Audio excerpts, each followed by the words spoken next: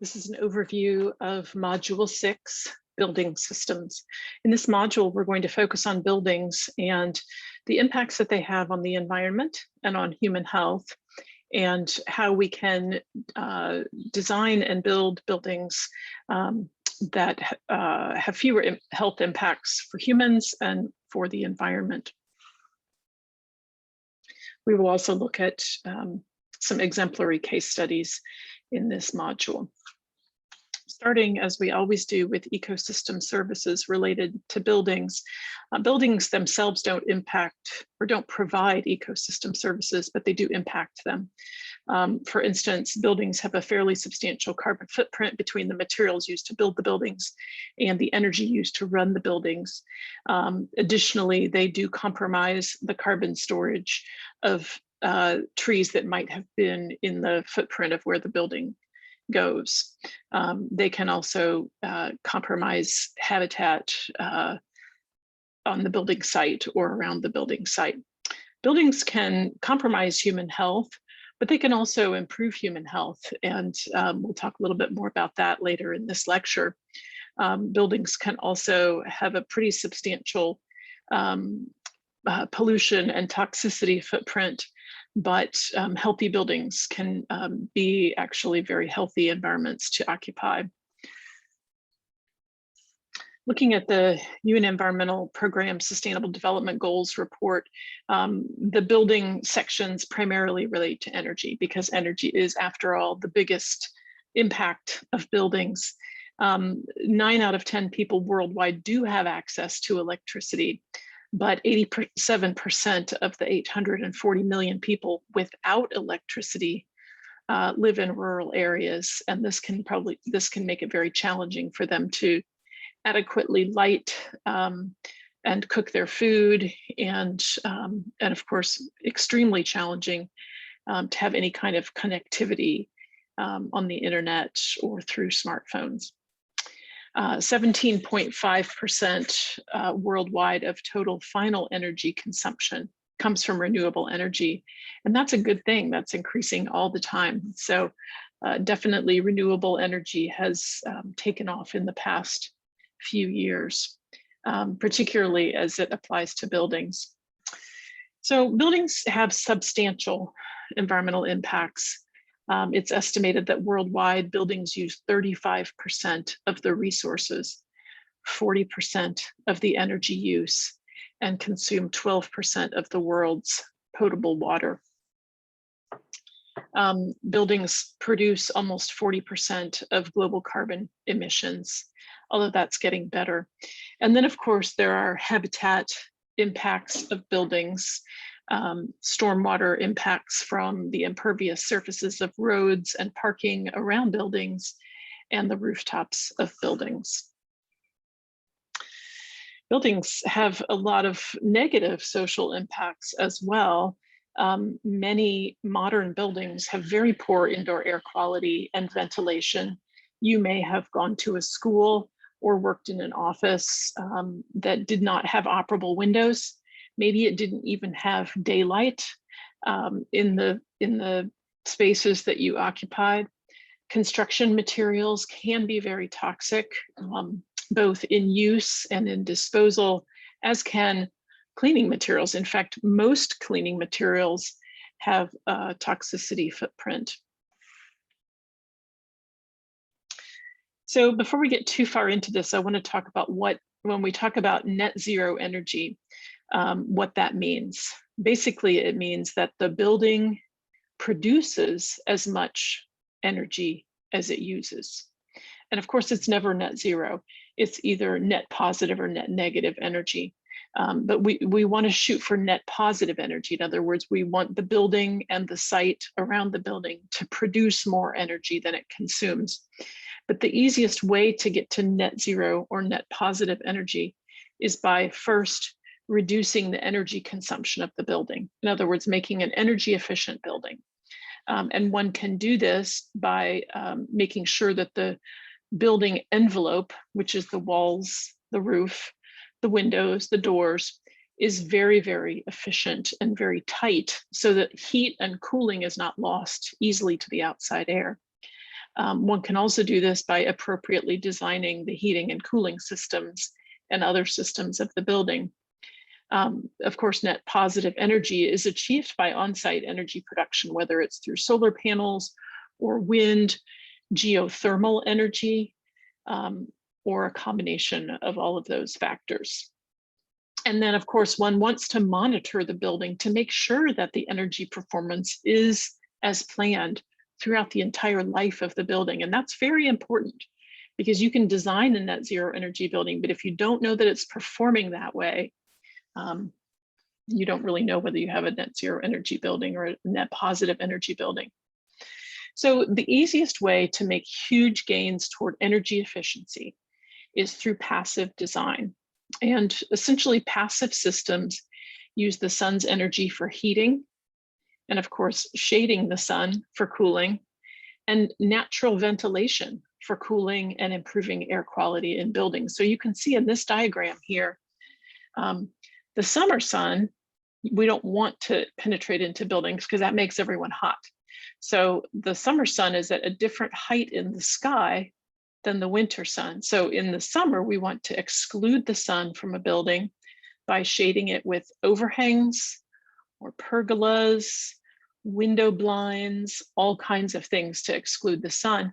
In the winter, we want to invite the sun into the building because the sun, of course, is at a lower angle. It can slide right underneath the overhangs and the pergolas, and we can open the window blinds so that sun gets into the building and warms us up. Additionally, we put deciduous trees on the south side of the building in the Northern Hemisphere.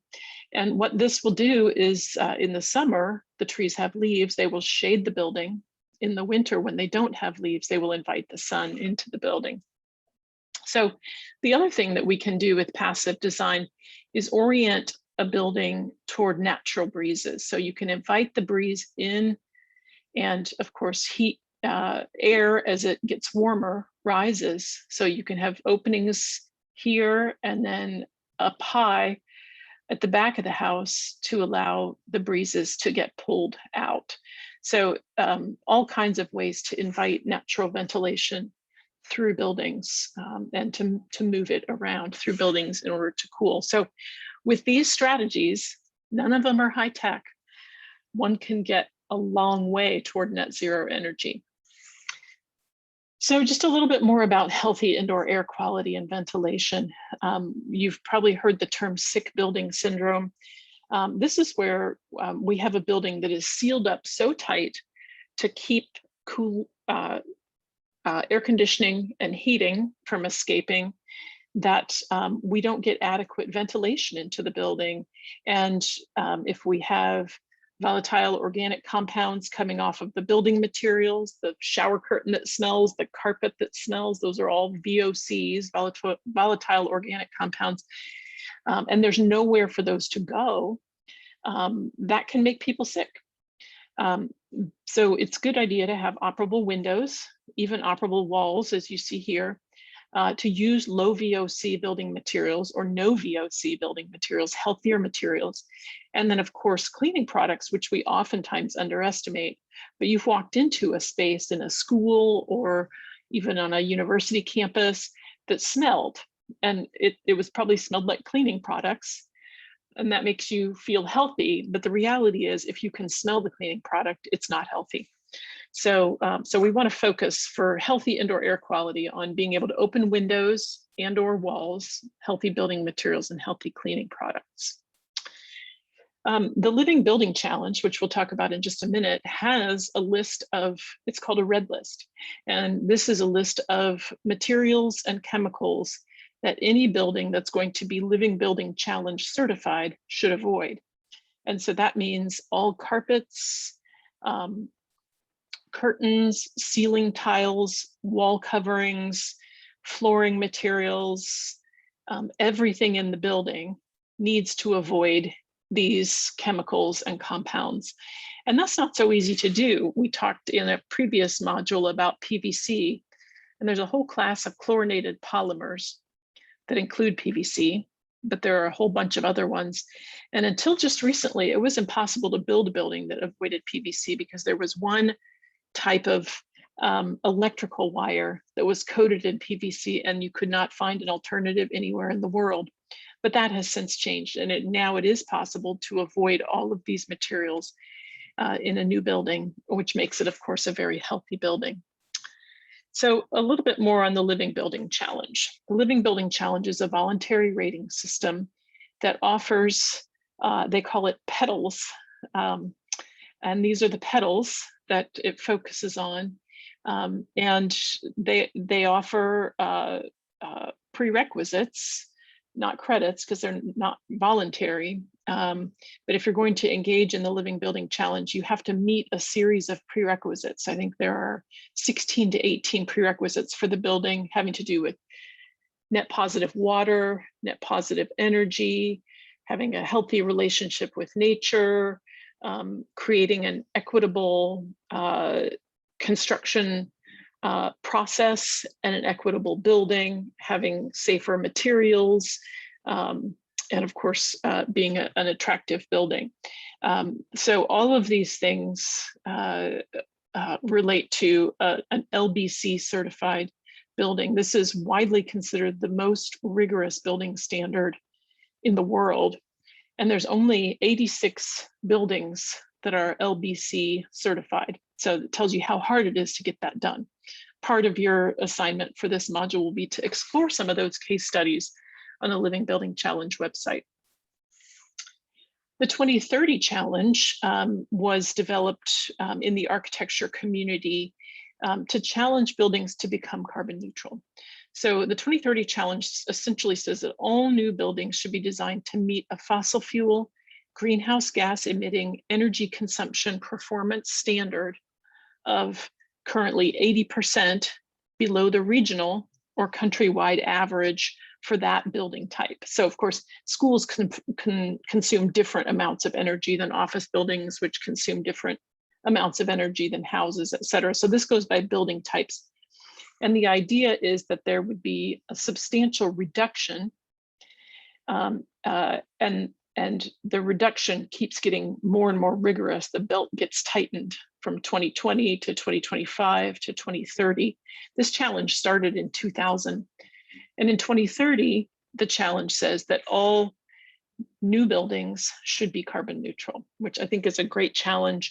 And it's certainly possible, but it's not common.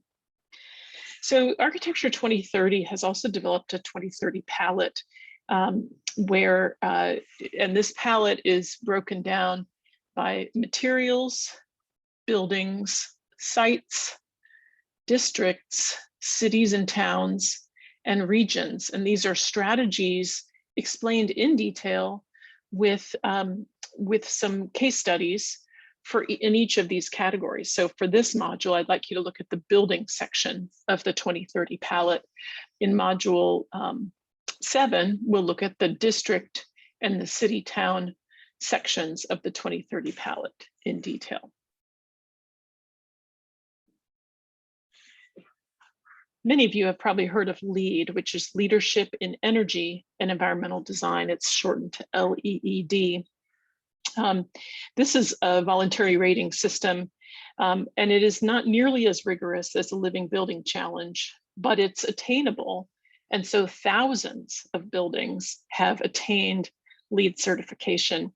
There are 6 categories: sustainable sites, water efficiency, that deals with both efficiency of water on the site as well as efficiency of water in the building, energy and atmosphere, materials and resources, indoor environmental quality, and then innovation in operations and regional priorities. Regional priorities are things like being extra water efficient in the desert Southwest.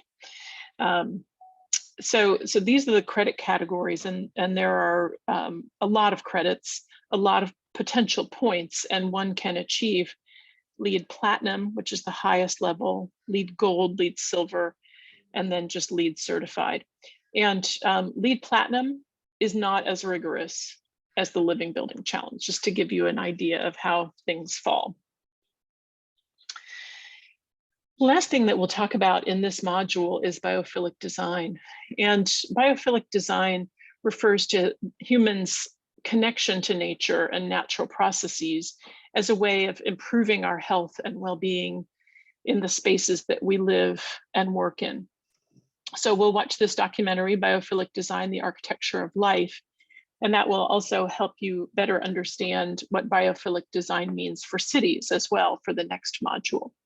And we'll talk about the ways that buildings can connect us to nature and make us feel healthy while we're in buildings, either being connected to nature within buildings or being connected to nature as we look outside of buildings. So just to recap, in this module, we'll discuss the major environmental and human health impacts of buildings, construction, and building operations. We'll compare exemplary net zero building case studies. We'll compare standards for sustainable architecture. We will locate and analyze research on biophilic design and occupant health in buildings. And then, of course, as we do this, we'll define the roles of architects, engineers, and landscape architects as they relate to the design of buildings and energy systems. Thank you.